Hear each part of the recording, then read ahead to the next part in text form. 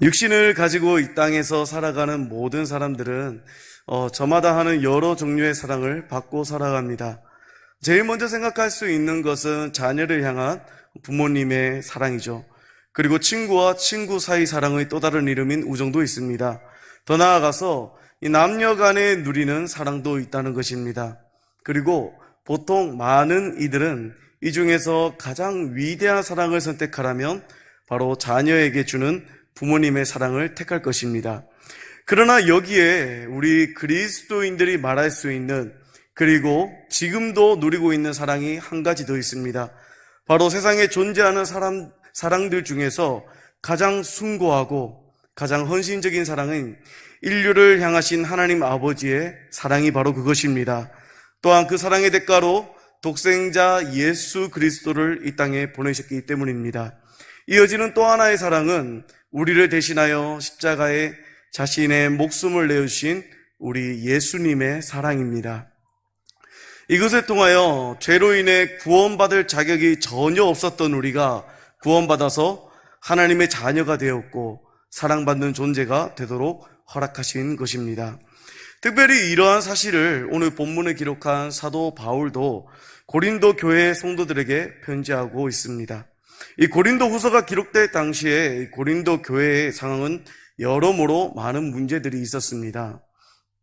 외부적으로는 이방 종교와 기독교 신앙의 마찰이 있었으며, 내부적으로는 이 고린도 지역과 교회에 사도 바울이 직접 방문까지 했었음에도 불구하고 여전히 신앙적인 측면에서 혼란이 있었다는 것입니다.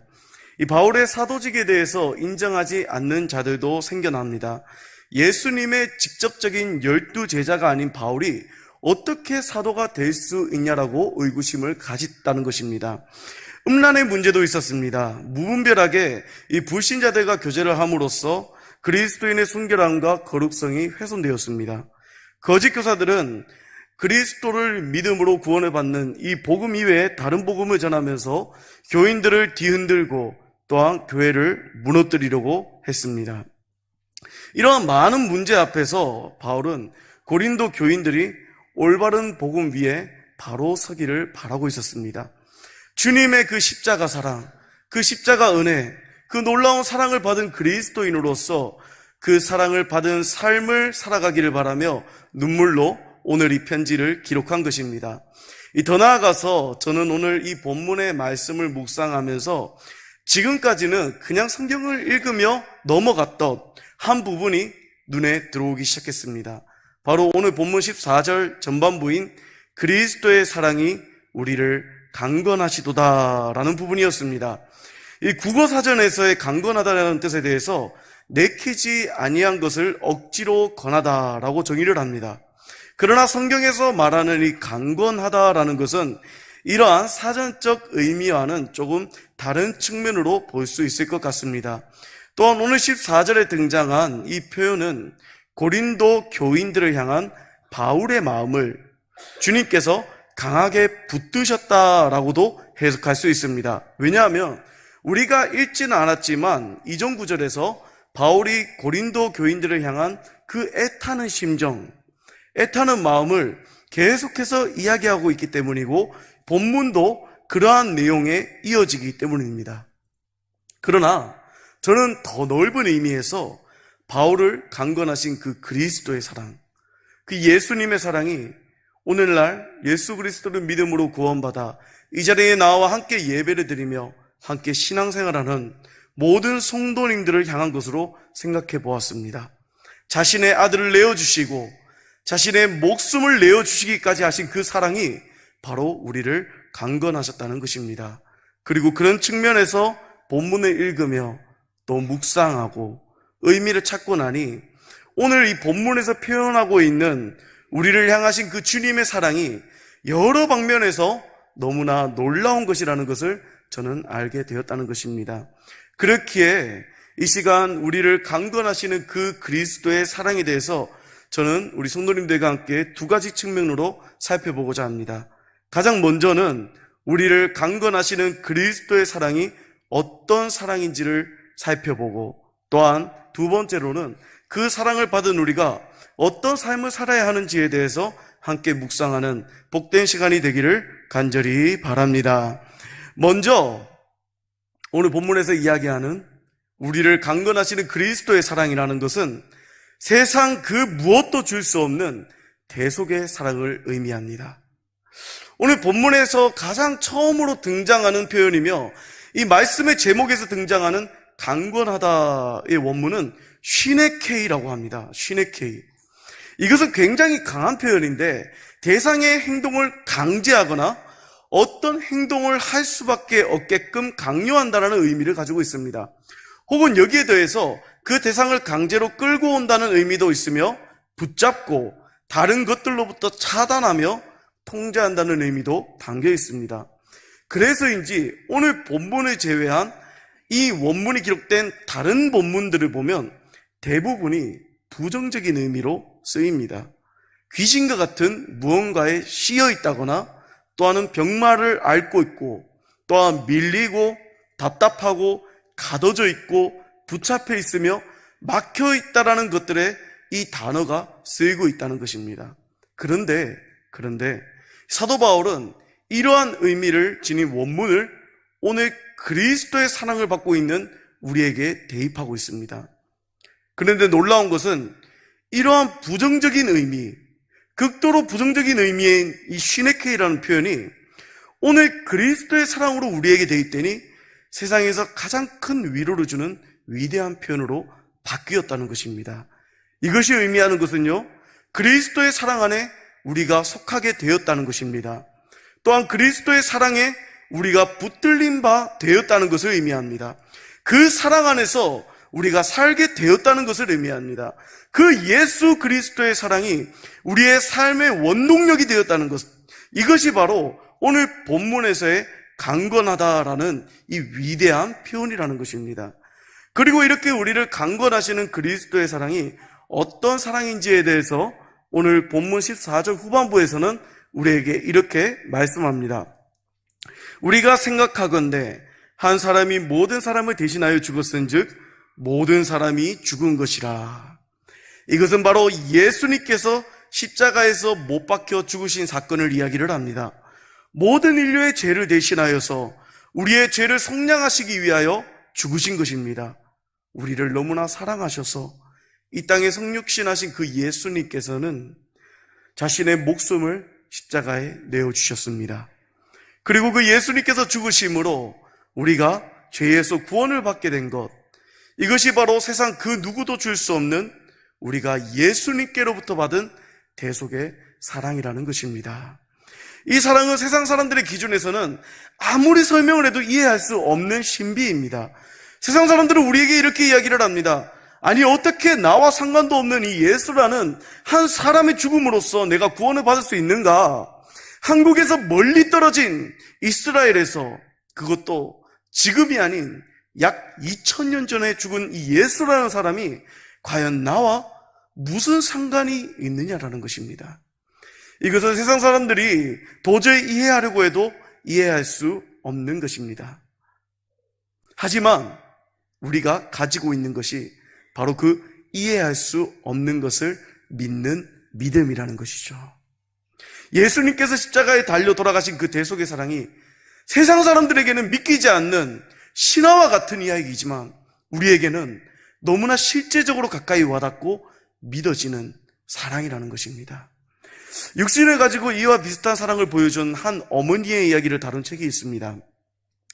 이철환이라는 분이 쓴 베스트셀러 중에 연탄길이라는 유명한 책이 있는데요.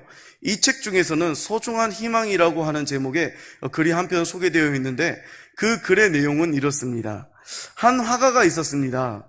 이 화가는 건물 1층에 자신의 화실을 마련해 놓고 있었습니다. 또한 그 건물의 3층에는 한 부부와 어린 자녀가 살고 있었다는 것입니다. 하루는 이 화가가 자신의 작업장에서 그림을 그리고 있는데 3층에 사는 부부 중에 어머니가 등에 자신의 아이를 업고 인사를 하러 찾아왔다고 합니다.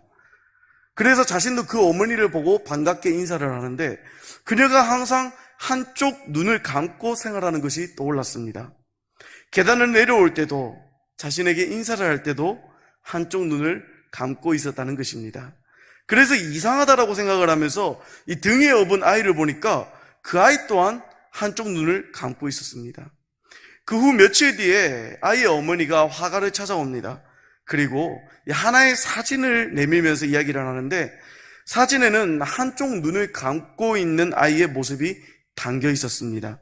그녀는 화가 선생님께 이렇게 부탁을 합니다. 선생님, 이 한쪽 눈을 감은 아이의 사진을 양쪽 눈을 다 뜨고 있는 아이의 초상화로 그려주시기를 부탁드립니다.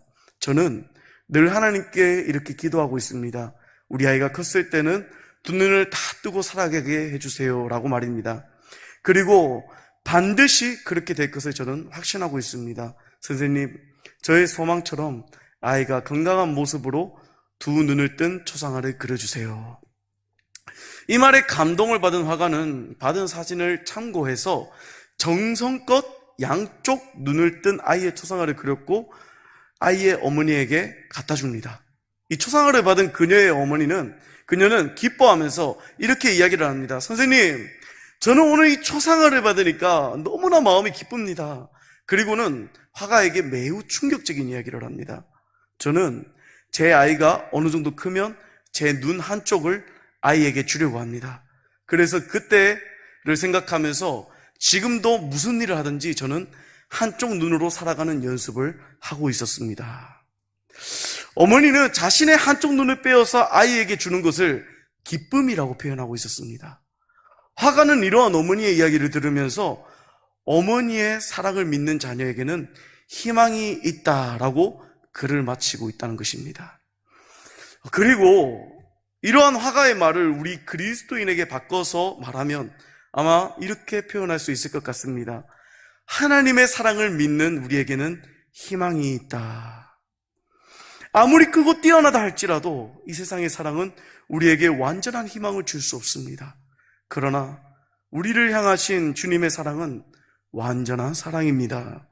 그리고 이 완전한 사랑의 특징은 바로 우리의 죄를 대속하시기 위하여 자기 자신의 목숨을 버리신 사랑이라는 것입니다. 이사야 53장 5절에서는 예수님의 그 대속의 사랑에 대하여 우리에게 이렇게 말씀합니다. 우리 함께 읽겠습니다. 시작. 그가 찔림은, 그가 상함은 우리의 죄악 때문이라. 그가 징계를 받음으로 우리는 평화를 누리고 그가 채찍에 맞음으로 우리는 나음을 받았도다. 아멘.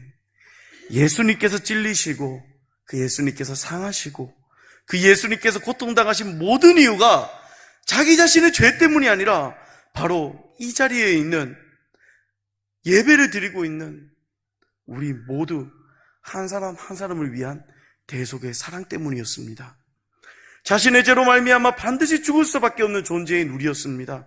그러나 하나님의 아들 예수 그리스도께서 이 땅에 오셔서 우리를 위하여 대신 고통당하시고 우리를 위하여 대신 죽으심으로 우리 죄에 대한 대가를 친히 치르셨습니다. 그것을 통하여 우리를 얼마나 사랑하시는가를 직접 보여주셨다는 것입니다. 우리 인생의 주인이 되시고 우리의 미래까지 하시는 그 하나님께서 변치 않고 나를 사랑하신다는 그 표현이 바로 이 대속의 사랑입니다.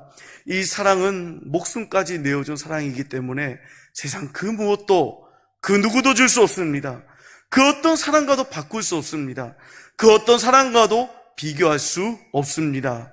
그렇게 예수님께서 십자가에서 죽기까지 나를 사랑하셨다는 그 믿음이 있는 우리 그리스도인들은 어떠한 상황에서도 결코 좌절할 필요가 없다는 것입니다.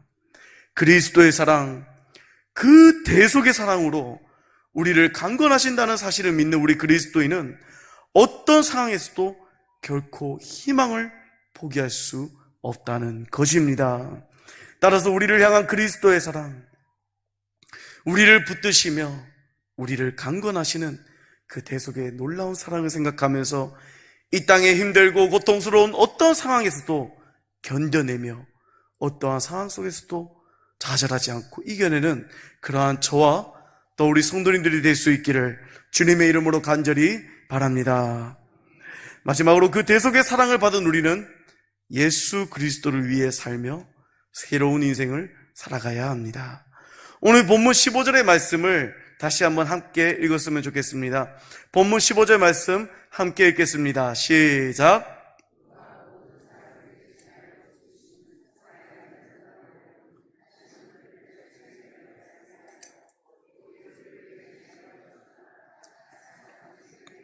살게 하려 함이라. 아멘. 주님께서 우리를 위하여 대속의 사랑을 주신 목적은 우리의 죄를 사하시고 우리를 구원하시기 위해서였습니다. 그리고 이 대속의 사랑을 받은 우리는 지금까지 자기 자신을 위하여 살았던 인생을 내려놓아야 합니다. 이제는 변화되어서 예수 그리스도를 위하여 살도록 하게 하는 것, 그것이 바로 대속의 사랑이라는 것입니다. 우리는 이러한 찬양을 자주 부릅니다. 이제 내가 살아도 주 위에 살고, 이제 내가 죽어도 주 위에 죽네. 로마서 14장 8절 말씀이죠. 우리가 살아도 주를 위하여 살고 죽어도 주를 위하여 죽나니 그러므로 사나 죽으나 우리가 주의 것이로다. 아멘. 갈라디아서 2장 20절에서는 우리에게 이렇게 말씀합니다. 내가 그리스도와 함께 십자가에 못 박혔나니 그런즉 이제는 내가 사는 것이 아니요 오직 내 안에 그리스도께서 사시는 것이라. 대속의 사랑을 받은 우리들은 과거에 이기적이고 세상을 쫓던 내 자신의 모습이 아니라 이제는 내 속에 예수 그리스도로 살아가는 것이 바로 삶의 모습이 되어야 한다는 것을 말씀합니다. 그러나 우리는 주님을 위하여 살아야겠다라고 마음속에 다짐하면서도 너무나 거창하게 주님을 위하여 사는 것에 대해서 복잡하게 생각하는 경우가 많이 있습니다. 어떤 이들은 예수를 위해 산다는 것이 해외에 나가서 선교하면서 선교를 하거나 혹은 내가 지금 하는 모든 일들을 다 내려놓고 내가 목회의 길을 걸어간다든지 아니면 수백 명을 전도하는 것이라고 생각을 하기도 합니다. 그런데 의외로 성경은 예수를 위해 사는 것을 한 단어로 이렇게 말씀합니다. 한번 따라해 보시겠습니까? 서로 사랑하며 사는 것. 요한복음 14장 15절에서는 우리에게 이렇게 말씀합니다. 너희가 나를 사랑하면 나의 계명을 지키리라. 그리고 예수님께서 우리에게 주신 계명과 말씀을 요한 1서 4장 11절에서는 이렇게 말씀합니다. 사랑하는 자들아, 하나님이 이같이 우리를 사랑하셨은즉 우리도 서로 사랑하는 것이 마땅하도다. 할렐루야. 예수님께서 우리에게 주신 이 대속의 사랑을 나누며 살 수 있는 것은 바로 서로 사랑하며 사는 것입니다. 하나님을 사랑하고 이웃을 사랑하며 사는 것, 말과 혀로만 사랑한다라고 고백하는 것이 아니라 우리의 삶의 모습을 통하여 행함과 진실함으로 사랑하는 것, 이것이 바로 우리 주님의 대속의 사랑을 누리며 살아가는 성도의 모습이라는 것입니다. 예수님이 우리를 위해 죽으신 그 대속의 사랑, 그 사랑을 진실로 체험한 사람이라면 이 땅에서 남은 인생을 서로 사랑하며 살아야 한다는 것입니다. 우리가 어떻게 사랑해야 하는지 주님께서는 친히 보여주셨습니다. 바로 죽기까지 사랑하는 것, 그것이 바로 진실로 사랑하는 것이라고 보여주신 것입니다.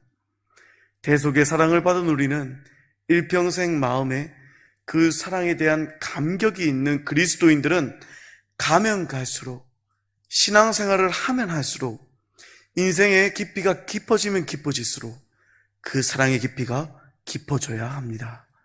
예수님을 닮아가고 예수님을 따라가고 예수님을 위해 살아가는 것입니다. 오늘도 예수님께서는 그 피 묻은 십자가에서 대속의 사랑을 주시며 우리를 향해 이렇게 말씀하십니다. 내가 너희를 사랑한 것 같이 너희도 서로 사랑하라. 더 나아가 오늘 17절 말씀에서는 예수 그리스도를 위해 살아가는 삶에 대하여 또한 이렇게 말씀합니다. 그런즉 누구든지 그리스도 안에 있으면 새로운 피조물이라. 이전 것은 지나갔으니 보라 새 것이 되었도다. 대속의 사랑을 주신 주님 안에서 우리는 새로운 인생을 살아가게 되었다는 것을 의미합니다. 여기서 그리스도 안에서라는 표현의 이 헬라어 원문을 살펴보면은 엔 크리스토라고 되어 있는데, 여기에서 엔이라는 것은 무엇 안에라는 뜻을 이야기하지만 더 세부적으로 우리가 살펴보면요, 세 가지의 의미를 지니고 있습니다. 첫 번째로는 교제한다는 의미이며, 두 번째로는 연합한다는 의미이고, 세 번째로는 연결된다라는 의미입니다. 교제하고 연합하며 연결된다. 즉 그리스도 안에서 우리가 살아간다는 것은 우리가 살면서 예수 그리스도와 교제할 때에, 예수 그리스도와 연합되었을 때에, 더 나아가 예수 그리스도와 우리가 연결되었을 때에 새로운 인생을 살아갈 수 있다는 것을 의미합니다. 비록 우리의 육신은 남들처럼 함께 늙어가고 때로는 병이 찾아올 수도 있고 삶의 고난이 있을 수도 있습니다. 그러나 예수 그리스도와 교제하고 연합하고 늘 연결되어 살아가는 우리 그리스도인들의 삶은 날마다 새로운 피조물로서 새로운 인생을 살아가고 있다는 것을 기억해야 한다는 것입니다. 오늘 이러한 말씀에 대해 주석에서는 우리에게 이렇게 이야기를 합니다. 성도들은 예수님의 그 대속의 사랑, 십자가의 은혜로 네 가지 측면에서 새로운 존재가 되었습니다. 첫 번째는 새롭게 태어난 존재가 되었습니다. 예수님 때문에 새로운 생명을 얻어 거듭난 존재가 되었다는 것입니다.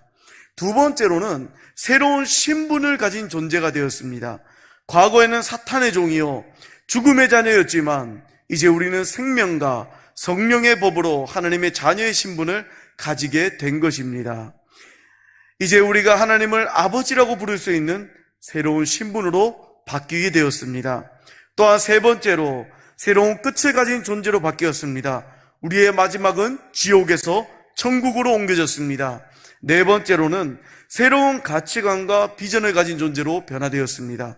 이전에 우리가 중요하다고 생각했던 가치들이 쓸모없는 것들이 되었음을 의미합니다. 돈이나 명예, 권력과 같은 세상의 것들이 더 이상 나에게 아무것도 아니며 예수 그리스도를 만남으로 완전히 새로운 가치관과 비전으로 바뀌게 되었음을 이야기합니다.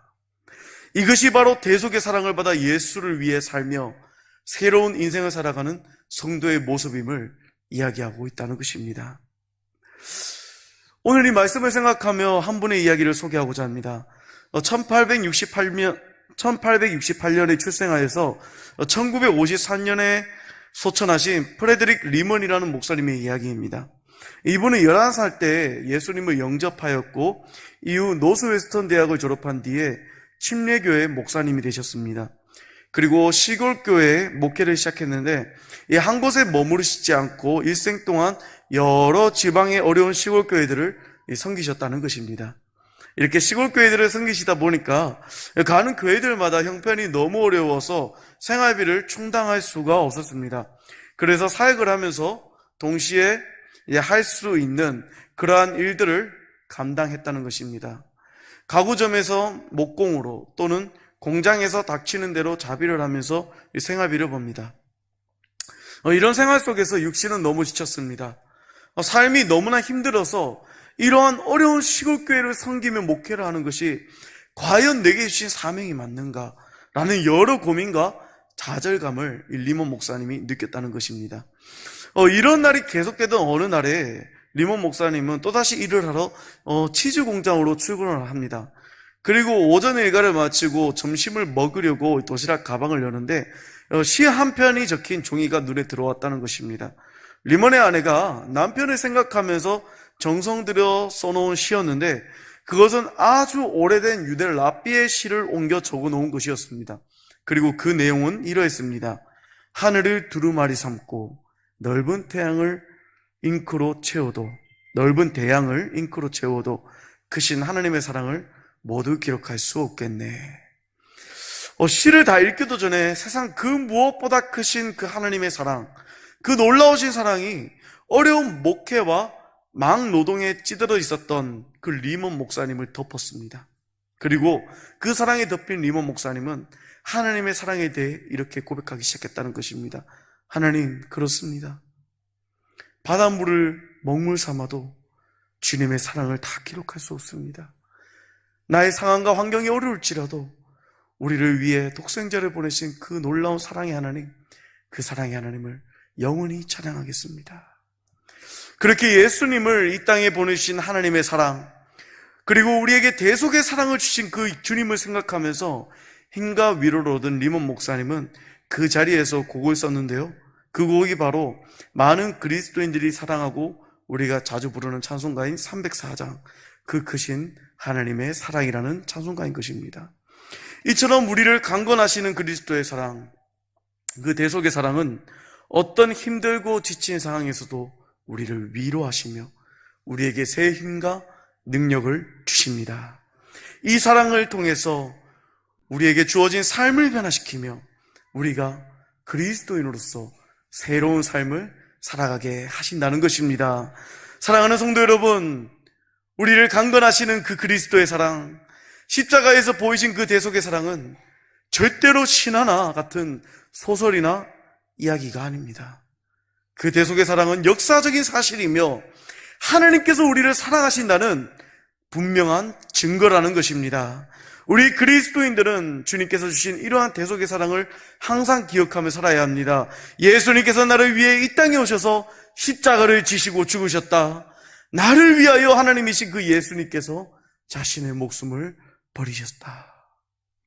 그리고 그 사랑을 받은 자로서 예수 그리스도를 위해 살아가고 또한 예수 그리스도 안에서 새로운 인생을 살아가는 그러한 저와 여러분들이 될 수 있기를 주님의 이름으로 간절히 소망합니다.